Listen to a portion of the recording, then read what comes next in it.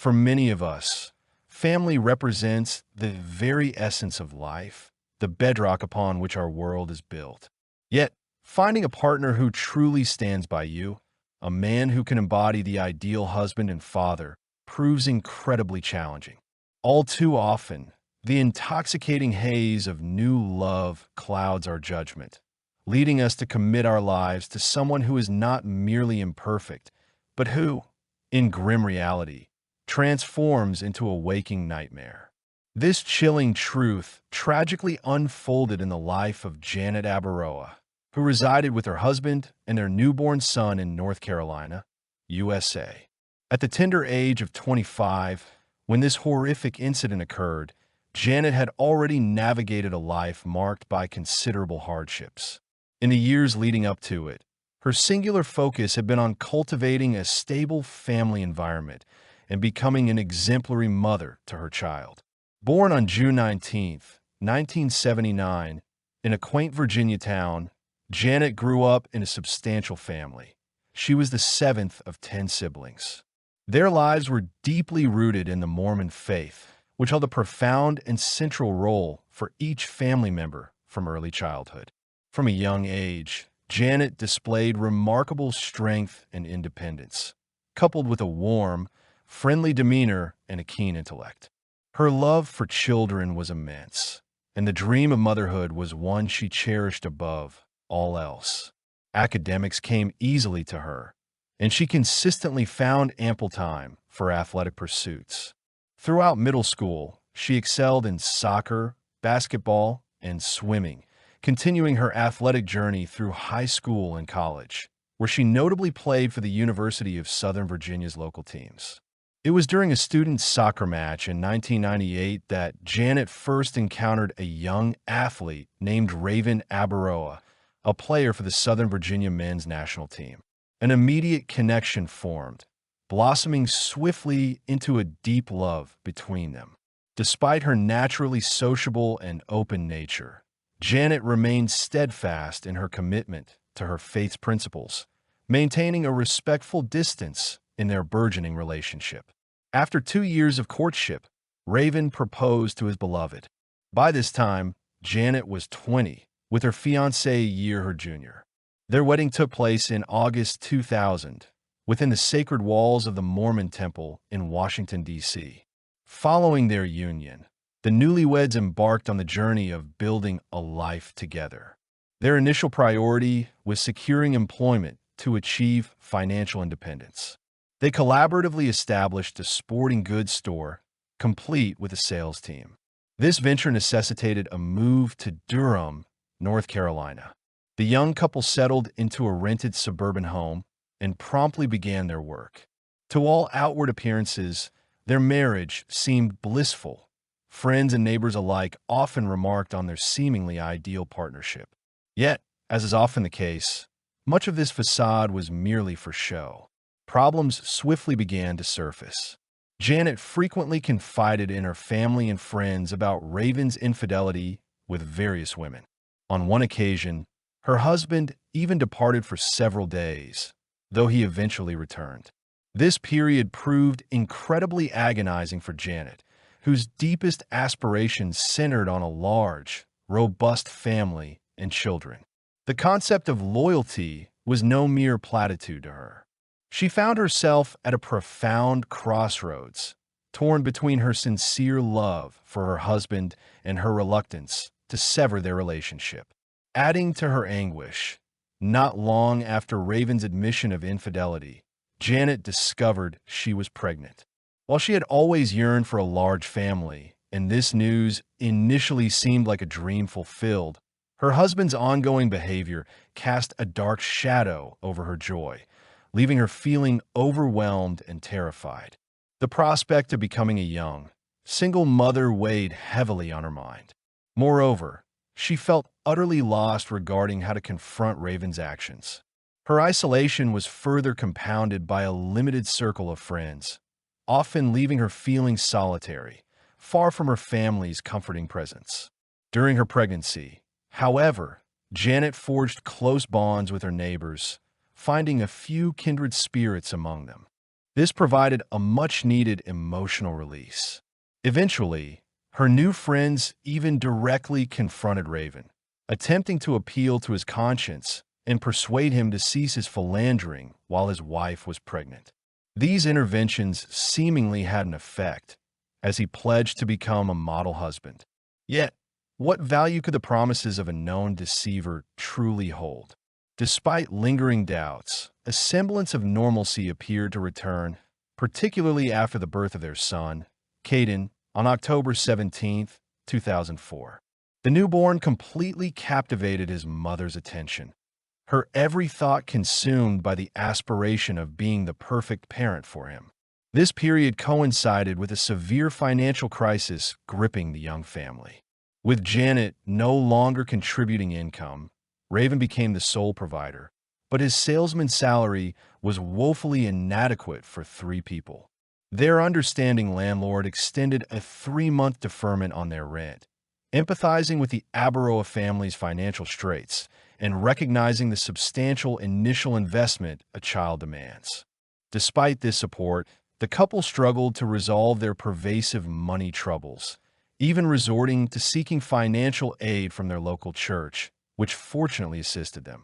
December 2004 brought a dramatic turn for the worse. Their son was barely 2 months old when Raven was apprehended. He faced charges of theft from the very sporting goods store where he and Janet had worked. Investigations revealed he had pilfered several tracksuits and then resold them online, causing over $9,000 in damages. Unsurprisingly, he was promptly terminated. The shame of her husband's actions was too much for Janet to bear, and she, too, resigned from her position. Fortunately, Raven narrowly evaded a prison sentence.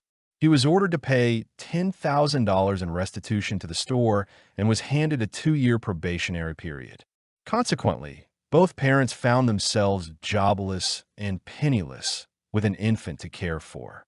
Raven's criminal record severely hampered his ability to secure legitimate employment.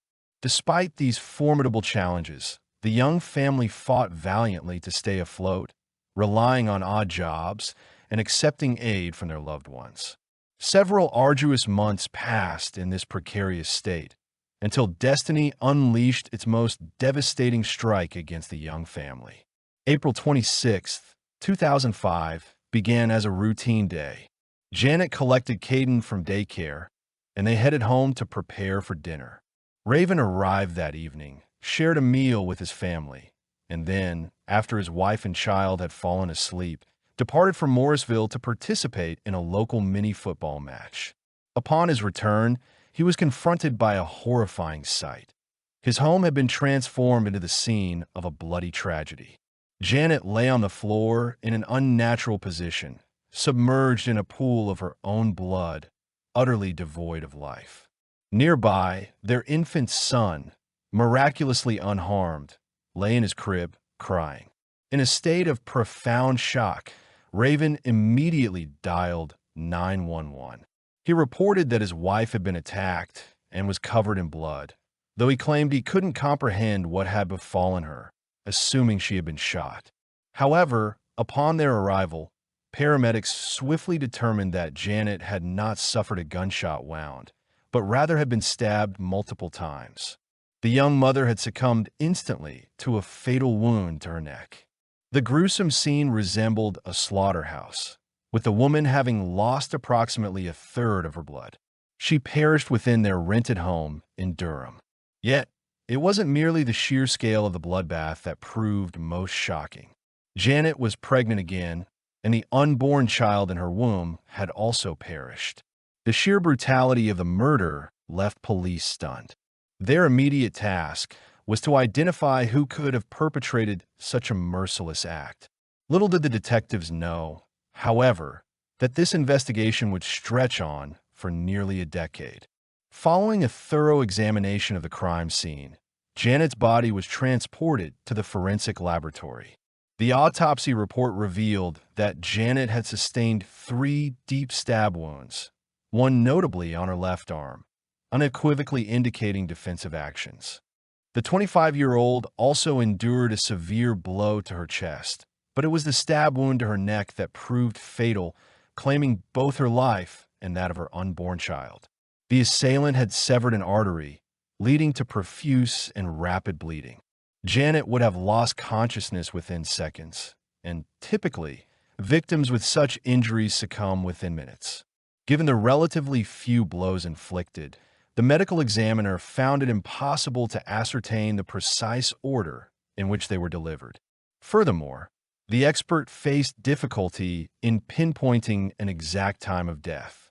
The deceased exhibited early signs of decomposition, yet the room's low temperature could have significantly decelerated this process. This environmental factor made it challenging to narrow down the time frame of the young mother's murder to anything more than a broad estimate. Forensic experts meticulously collected abundant evidence from both the crime scene and the victim's body, but all these materials demanded rigorous examination. Concurrently, law enforcement sought out witnesses who might provide clues to a potential perpetrator. Naturally, the detectives' focus immediately converged on the deceased's husband, Raven Abaroa, who became the subject of intense scrutiny. The young father was repeatedly summoned for interrogation, and his testimony allowed investigators to piece together a partial timeline of the events preceding the brutal murder. According to Raven, he had been with his wife until 7 p.m. on April 26, 2005, before departing for Morrisville to play mini football. He claimed he returned home only at 10:40 p.m. When his calls to Janet went unanswered, he ascended to the top floor room. There, he asserted, he discovered his wife kneeling in an unnatural posture, a position he claimed she periodically used to alleviate menstrual cramps. Janet was reportedly motionless, her head resting on the floor, utterly unresponsive. Raven then switched on the light, revealing the blood-soaked floor. He turned his wife on her side and immediately realized she was dead. Given the considerable time Raven was away from home, determining the precise moment of death or the duration of bleeding proved challenging. Furthermore, forensic experts posited that the specific position of the body could have allowed blood to flow continuously through the stab wound by simply leaning forward until the fluid coagulated. This process, they suggested, could have persisted for several hours. However, considering the severity of her injuries and the severed artery, it was equally plausible that Janet had been killed just minutes before Raven's arrival. When law enforcement pressed Raven on who he believed might be responsible for this heinous crime, he offered an astonishing and deeply disturbing theory.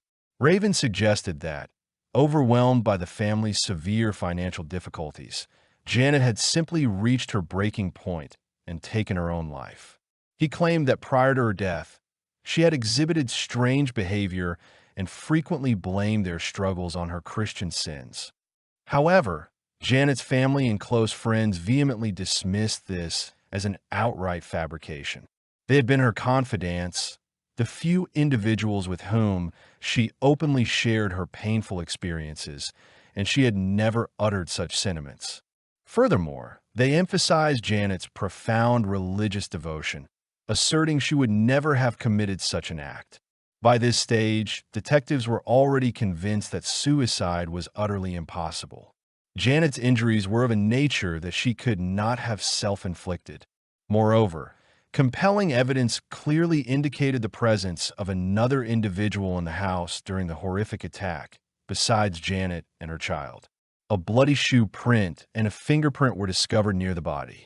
Neither windows nor doors showed signs of forced entry, implying the victim either willingly admitted the assailant or the perpetrator had access to the home. In either scenario, it pointed to someone known to Janet, someone with familiarity and access.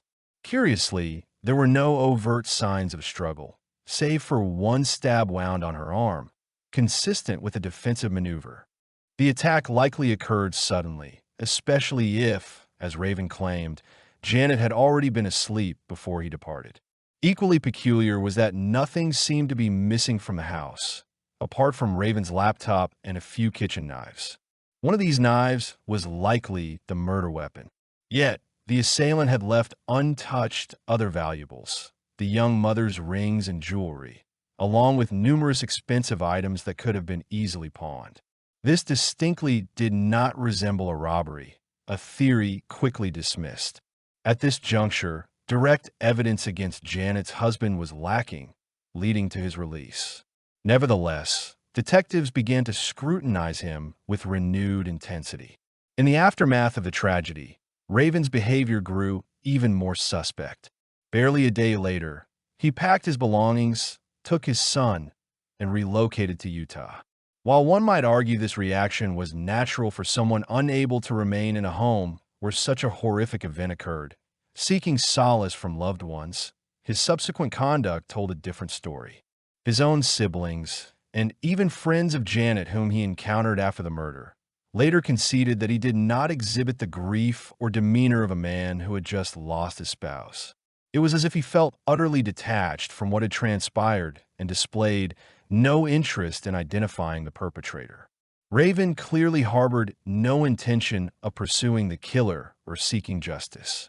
He abstained from distributing reward notices, assisting with investigations, or participating in any efforts by law enforcement or Janet's grieving family. The deceased husband simply vanished with their child, seemingly without a backward glance. Investigators noted that from the outset, Raven had shown an unwillingness to cooperate, eventually outright ignoring all inquiries. Meanwhile, Janet's family dedicated every spare moment to unraveling this brutal crime, and their relentless pursuit soon yielded a critical clue. Police discovered a compelling motive when they learned that, shortly before the crime and after Janet's second pregnancy, Raven had secured a life insurance policy on her for a substantial sum, $500,000. This struck police as highly unusual, given the family's dire financial straits and their prior lack of such insurance. Astonishingly, Raven had somehow found the funds to pay the premiums. Further revelation: the husband had even applied for the insurance payout immediately after the attack, before Janet had even been laid to rest. All these actions painted an increasingly suspicious picture, and storm clouds began to gather over the widower. As police delved deeper into Raven's true character, they swiftly concluded that deceit had permeated his relationship with Janet from its very inception. During their initial acquaintance, Raven had spun a tale, claiming he was a devout Mormon who had even embarked on a missionary journey to Peru. All of this was pure fabrication, though it offered no direct proof of his connection to the crime. Meanwhile, Raven settled into Salt Lake City, Utah. The young widower seemed to be leading a tranquil existence, having received the insurance payout and now raising a son. It was here that he met and swiftly began dating Vanessa Pont, a kindergarten teacher at the very school where he had enrolled Caden. Their romance flourished quickly. They saw each other frequently and found immediate common ground. Vanessa herself had been a single mother for 5 years, nearly despairing of finding love again and planning to dedicate her life solely to her child. But Raven possessed a charm that set him apart. He was persistent, adept at capturing attention, and he swiftly swept Vanessa off her feet, ensnaring her in a web of deceit. He immediately gained her trust, confiding in her that his previous wife had died in a car accident. Unbeknownst to Raven, Janet's large family was meticulously tracking his every move, finding his behavior profoundly suspicious. The victim's relatives and friends were determined to uncover his next steps, hoping to unearth evidence of his complicity in Janet's horrific death. It wasn't long before they confirmed his lies about his former love's demise. He was telling most people she died in an accident. Initially, the prime suspect's new girlfriend fully trusted him, showing little interest in the grim details of Janet's fate. However, curiosity eventually prevailed. Vanessa easily found information online revealing that the widower's ex-wife had been the victim of an unsolved murder.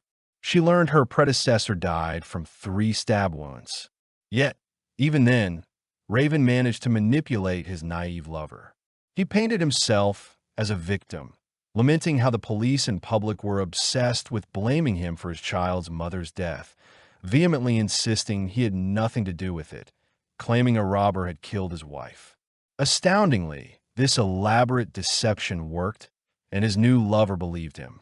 When Janet's family discovered Raven was engaged, they contacted Vanessa directly, warning her that he could be dangerous and advising her to steer clear. But the woman disregarded their warnings. She seemed utterly entranced by him, placing her complete trust in his words. Consequently, after 3 years together, Vanessa and Raven married. However, what began as a seemingly perfect idyll gradually devolved, mirroring the tumultuous patterns of Raven's previous marriage. His new wife soon witnessed his drastic mood swings and relentless outbursts of uncontrollable rage. He physically assaulted her, and she began to fear for her life.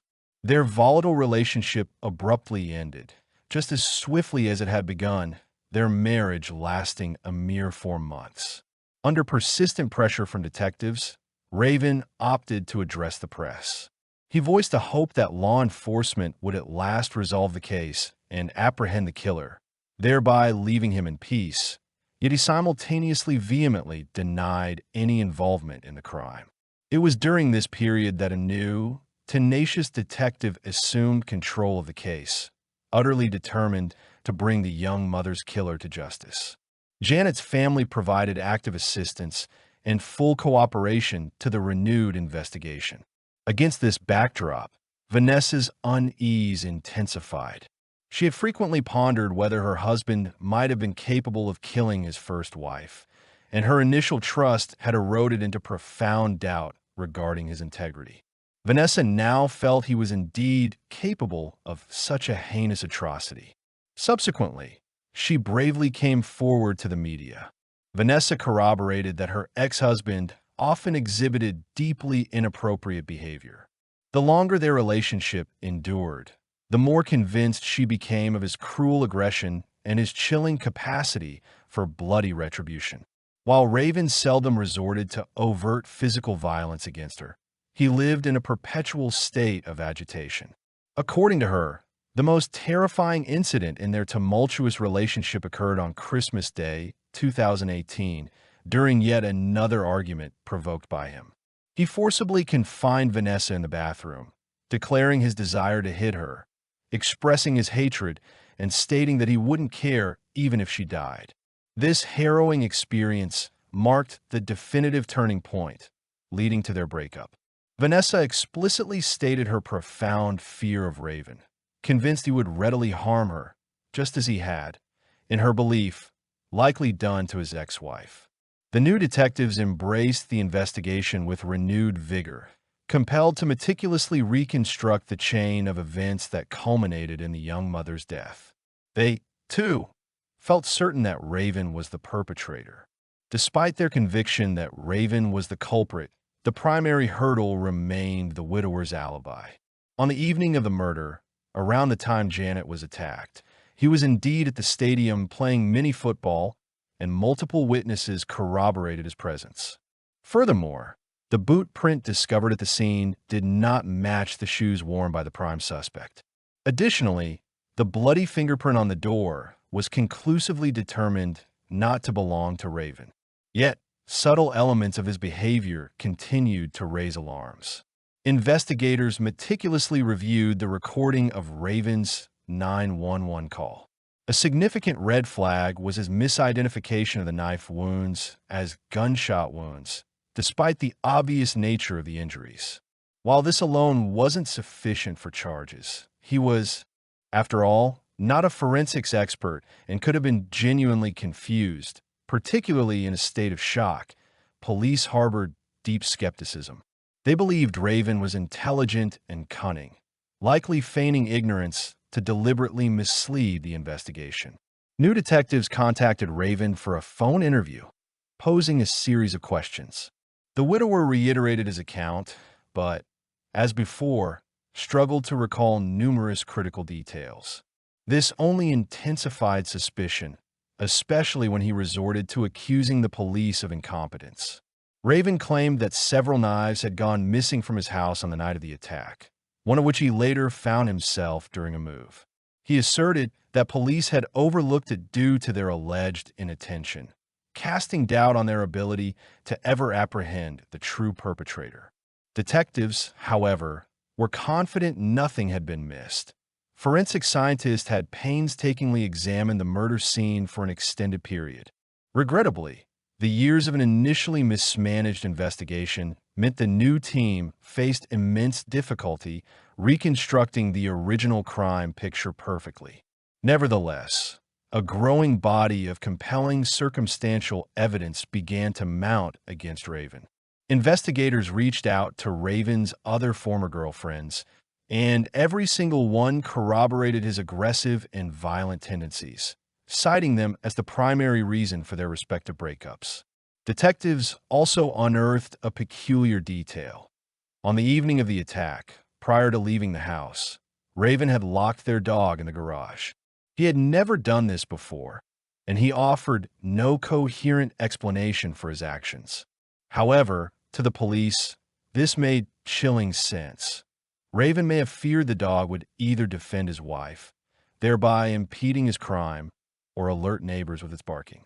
Furthermore, investigators discovered that the day before the murder, the suspect had transferred critical information from his laptop to an external drive. This looked suspiciously like premeditation, especially considering the laptop was later reported stolen. Bolstered by this accumulating body of new circumstantial evidence, on February 1st, 2010, the young father was finally arrested on suspicion of first-degree murder and extradited to North Carolina. Still, as all the evidence remained circumstantial, investigators continued their diligent work, meticulously gathering more material for the impending trial. They undertook a painstaking review of crime scene photographs and images of the victim's body taken upon the police's initial arrival. The new detective's sharp eye caught a crucial detail: an open, empty contact lens case resting on the bedside table. This implied Janet might have been wearing her lenses at the time of the crime. However, Janet's parents adamantly stated that she never wore her contact lenses to bed, always diligently removing them before sleeping. Yet, Raven had informed police that when he left for the football game, his wife was already in bed, asleep with their baby, which would mean she must have removed her contacts. This discrepancy immediately raised a chilling question. Could Janet have been killed before she got into bed and before Raven left? Regrettably, the initial medical examiner had not noted whether the victim was wearing contact lenses during the autopsy. This omission was not intentional, as forensic scientists often overlook details they believe are irrelevant to the primary investigation. However, in this particular case, those details could have provided pivotal evidence, directly exposing Raven Abaroa's lie.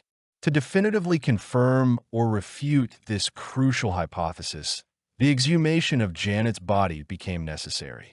Janet's family wholeheartedly supported this decision, desperate to prove the perpetrator's guilt and secure justice for their lost loved one. In July 2010, the exhumation proceeded. Forensic experts indeed discovered minute fragments on her eyes consistent with contact lens remnants. Subsequent examination verified this finding, even though the material had dried and deformed over time. To present this as irrefutable proof to a jury, an official, unimpeachable examination was required. The critical first step was to ascertain whether contact lenses could even survive such conditions and to definitively confirm these fragments were indeed lenses.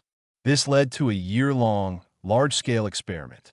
Specialists affixed contact lenses to pig eyes, which then underwent an embalming process identical to that of a human body prepared for burial. The experiment conclusively validated their hypotheses. This confirmed, beyond doubt, that Janet was wearing her contact lenses at the moment of the murder. Consequently, she had not yet retired to bed. This entire chain of evidence unequivocally exposed the primary suspect's deception. Raven Abaroa's trial commenced in 2013, a case that ignited widespread public outcry and garnered extensive media coverage, drawing dozens of spectators eager to witness the proceedings. The jury was presented with an exhaustive account of the tragic events. The prosecution, prior to the trial, openly declared their conviction that the murdered woman's husband was undeniably the guilty party. However, lacking direct evidence against the defendant, their entire case rested solely on a mountain of circumstantial evidence. This fact inherently favored Raven's defense. Yet the sheer volume and compelling nature of the materials presented were, in theory, overwhelming enough to persuade the jury of the defendant's culpability. According to the testimonies of Janet's relatives and friends, barely a month before her death, she had confided in them about persistent problems with her husband. She described him as having severe anger issues, prone to losing his temper with alarming ease and completely losing control. Janet had repeatedly expressed her fear of him and her intention to leave. The victim's mother testified that she had often witnessed the couple engaged in heated arguments, but had never observed her son-in-law resort to physical violence. When questioned by police, Raven conceded that he and his wife had indeed argued on numerous occasions, but he steadfastly denied any complicity in her death. During their opening statements, the defense team meticulously emphasized to the jury that investigators had, from the outset, fixated their attention exclusively on evidence pointing to Janet's husband's guilt. They argued that other potential suspects were never properly pursued, and several crucial pieces of evidence were overlooked or dismissed. Firstly, a fingerprint discovered on an office cabinet did not belong to either the victim or her husband. Secondly, a bloodstain on the front door yielded DNA that also did not match either individual. A third significant piece of overlooked evidence was a shoe print left near the body, presumably by the assailant stepping in the victim's blood. The prosecution, in turn, strategically framed their case by portraying Raven as a manipulative, violent individual prone to extreme mood swings. One of Janet's friends testified, expressing her suspicion that the widower suffered from undiagnosed mental disorders. Furthermore, a former lover of Raven's revealed his meticulous and calculating nature when it came to evading repercussions. For instance, he maintained a separate, burner SIM card solely for communicating with his various extramarital partners. This calculated behavior suggested he had meticulously planned the murder and was indeed capable of effectively misleading law enforcement. This same woman later recounted a disturbing incident where Raven forcibly coerced her into having sex in a car, right by the roadside. His aggressive demeanor left her with no choice but to comply. So fearful was she that she deliberately left a lock of her hair in the car, a chilling insurance policy should something befall her. This act spoke volumes. It's not every woman who goes on a date and intentionally leaves DNA evidence in a man's car to potentially prove his involvement in something nefarious. She clearly feared for her life, a sentiment she conveyed to the jury. The prosecutor presented Janet's unplanned pregnancy as a potential motive for the murder. Janet had confided in only her closest friends, including several of her sisters, about the pregnancy. While overjoyed at the prospect of motherhood, she harbored deep concerns about how Raven would react to the news, particularly given their precarious financial situation. The prosecution theorized that the news of another child could have enraged Raven. During the investigation, yet another blatant lie from the defendant came to light.